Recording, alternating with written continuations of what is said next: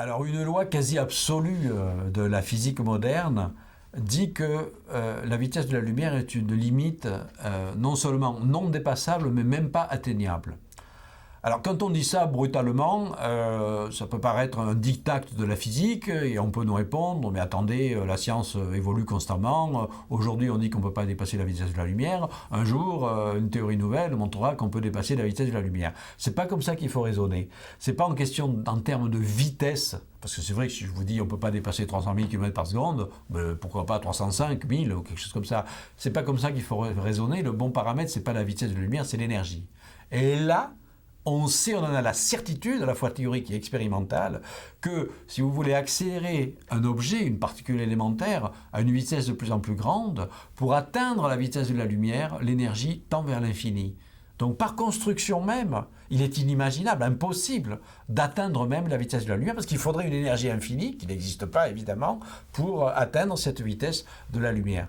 Alors, il n'empêche que des physiciens, parce que les physiciens sont toujours très imaginatifs, ont imaginé un autre monde, un monde symétrique du monde naturel, où il y aurait des particules qui circuleraient plus vite que la vitesse de la lumière.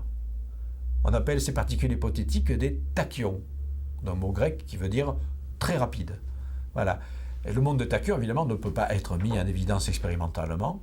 C'est probablement effectivement une fantaisie mathématique qui n'existe pas dans la nature. Et donc, le monde des tachyons n'existe pas. Bon, maintenant, pour répondre précisément à la question, est-ce qu'on rajeunit alors, on rajeunit non pas en allant plus vite que la vitesse de la lumière, je viens de dire que c'est impossible. En revanche, on rajeunit, entre guillemets, en s'approchant de la vitesse de la lumière. Et ça, c'est une des propriétés particulières de la relativité, qui dit que l'espace et le temps sont élastiques. Élastique, ça veut dire que si vous augmentez votre vitesse, votre temps vécu va devenir différent du temps de ceux qui ne voyagent pas. Je rappelle, il y a un célèbre paradoxe, qu'on appelle le paradoxe des jumeaux, qui n'est pas en fait paradoxal, c'est-à-dire c'est pas une contradiction, mais ça peut paraître surprenant.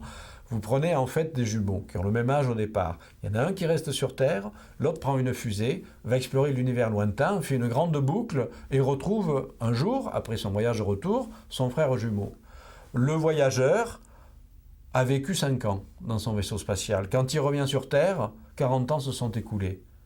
Donc son frère, il est beaucoup plus âgé que lui. Ça peut paraître complètement absurde et paradoxal, mais c'est absolument démontré, c'est une propriété de l'élasticité du temps. On n'a évidemment pas fait l'expérience avec des jumeaux, on a fait l'expérience avec des horloges, avec des particules élémentaires. On a embarqué des horloges dans des avions à grande vitesse, on a comparé les deux horloges jumelles au départ, l'horloge qui avait voyagé avait vieilli moins vite que l'horloge qui n'avait pas voyagé. Voilà, donc ces phénomènes d'élasticité du temps sont absolument prouvés et démontrés. Donc on peut rêver de voyager un jour très vite, et donc non pas de rajeunir, mais de vieillir moins vite que ceux qui ne voyagent pas. Donc les voyages forment la jeunesse. Est-ce qu'on peut